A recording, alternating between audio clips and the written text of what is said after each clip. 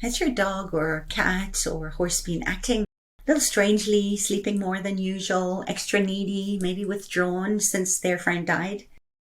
Animals grieve too, so here are 5 ways to help them through their grief and yourself in the process.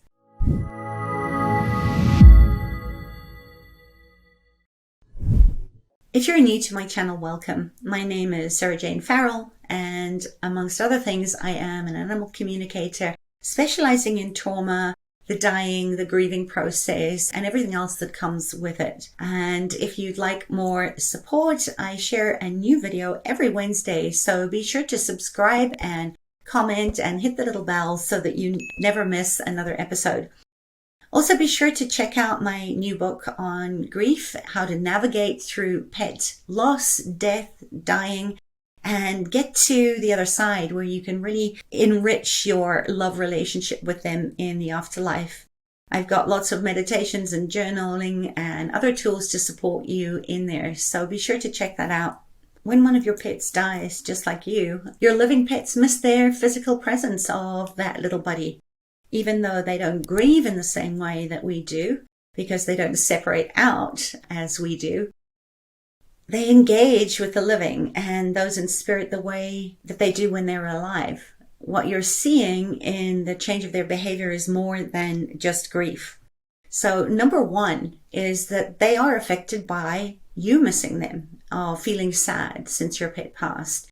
You're not the same. Your routine has probably changed. You may not be as present with them as you used to be. Maybe you skipped walking your other dogs, or you aren't coming to the yard to groom your horse at your regular times. In the early stages of grief, everything changes and you're grieving. So your living pets are going to be affected by that. They will be concerned about you. To comfort a grieving pet, just be sure to take care of yourself. They rely on you in so many ways to keep a consistent daily routine. You may try distracting yourself and her in the process with different fun activities and exercises, and provide natural grief remedies as needed, like Bach remedies, honeysuckle, or ignatia are my favorites. Speak to an animal communicator to find out if there's anything that they need right now, or if there's anything they want to tell you. Number 2 is keep your pet's diet and their meal times the same. Your pet may not have much of an appetite in the days following the death of a housemate, just like you, but continue to offer him the same food that he's used to at the same time every day. Store what he doesn't eat in the fridge and offer it to him again at his next regular scheduled mealtime. Use his hunger to help him to get his appetite back by resisting the urge to entice him with treats. If his appetite doesn't pick up after several days, or he's refusing to eat anything at all, make an appointment with your veterinarian to rule out any health problems. Cats, as you are probably aware, can't go without eating for more than a day or 2 without them risking developing a potentially fatal condition called hepatic lipidosis. Number 3 is be patient and just let them reorganize their pack hierarchy or their new groove with you if they're an only pet. When there are more than 2 pets in the family, each member of the group has a specific relationship with every other member of the group. When an animal dies, it creates temporary instability within the group. And this can result in conflicts that may be disturbing to you or other members of the family.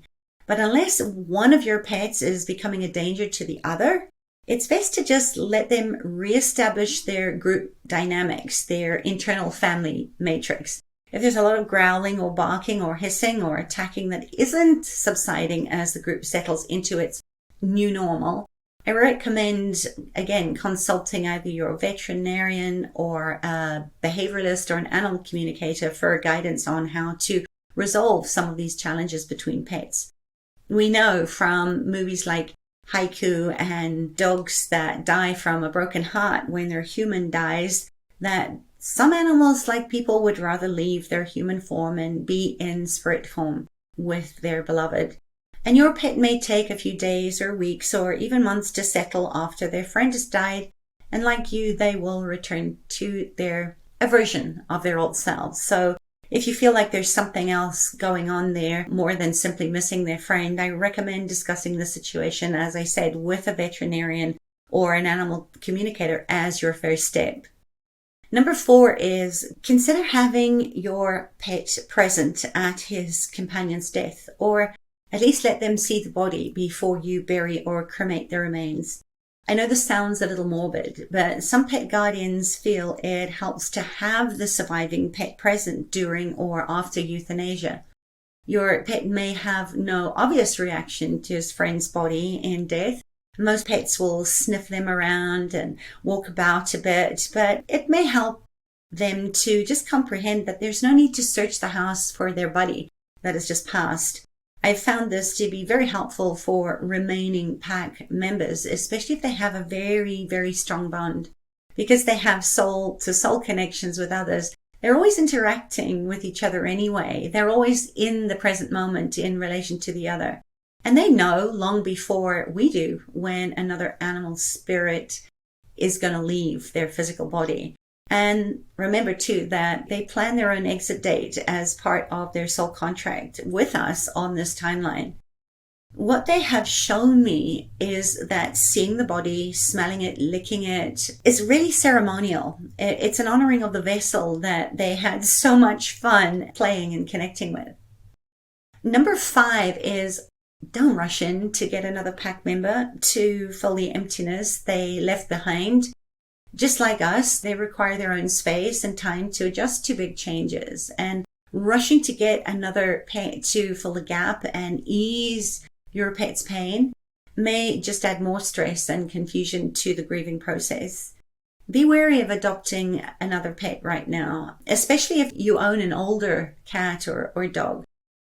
If you do eventually get another pet, take the time to select a good match that will suit your current animal's personality. Take the Dasha quiz over on my website.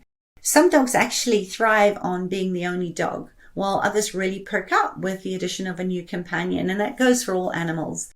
I always recommend my clients to ask their pets if they want a new friend or not, and then be very honoring of their wishes rather than sort of project what you want on them.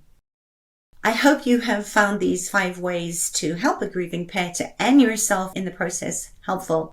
Let me know in the comments what has helped your living pets to adjust with their buddy being gone. And as always, thank you for watching.